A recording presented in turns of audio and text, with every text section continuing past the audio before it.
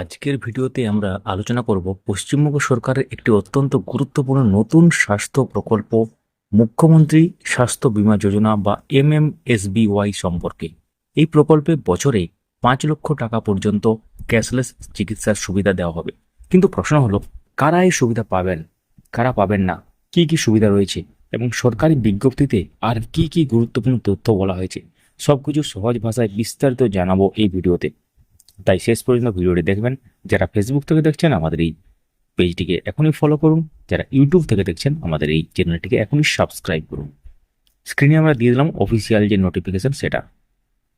তো মুখ্যমন্ত্রী স্বাস্থ্য বীমা যোজনা কি তাহলে?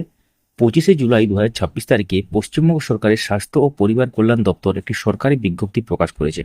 এই বিজ্ঞপ্তিতে জানানো হয়েছে, মুখ্যমন্ত্রী স্বাস্থ্য বীমা যোজনা বা MMSBY নামে একটি স্বাস্থ্য সুরক্ষা প্রকল্প চালু করা হচ্ছে। এই প্রকল্পের মূল উদ্দেশ্য হলো, যে সমস্ত যোগ্য পরিবার এখনও স্বাস্থ্যসাথীর আওতায় থাকলেও ABPMJAY সুবিধা পাচ্ছেন না, তাদের উন্নত ক্যাশলেস চিকিৎসা প্রদান করা,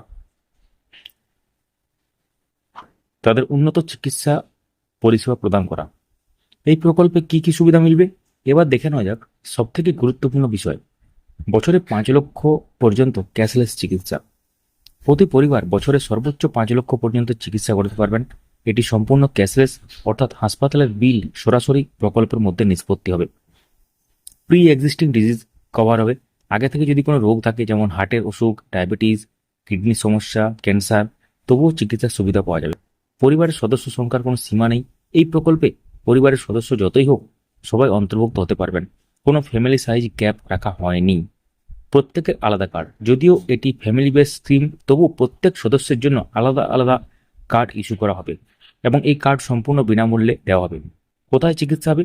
ABPMJAY এর এমপেনেল হসপিটালে চিকিৎসা করা যাবে, অর্থাৎ দেশের বহু সরকারি ও বেসরকারি তালিকাভুক্ত হাসপাতালে এই সুবিধা ব্যবহার করা যাবে।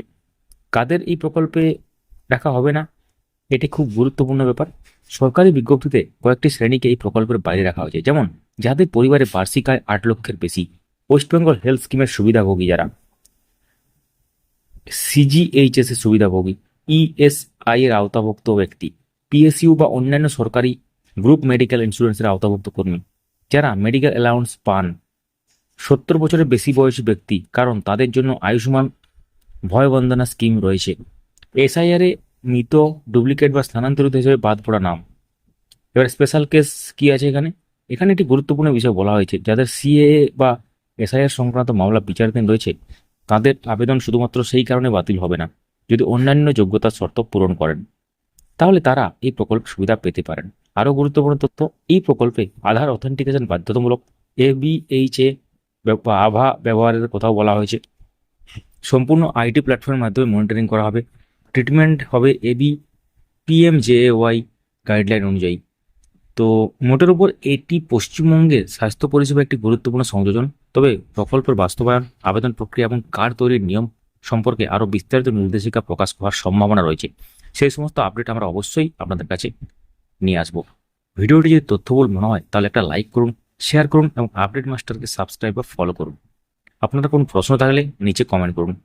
ধন্যবাদ।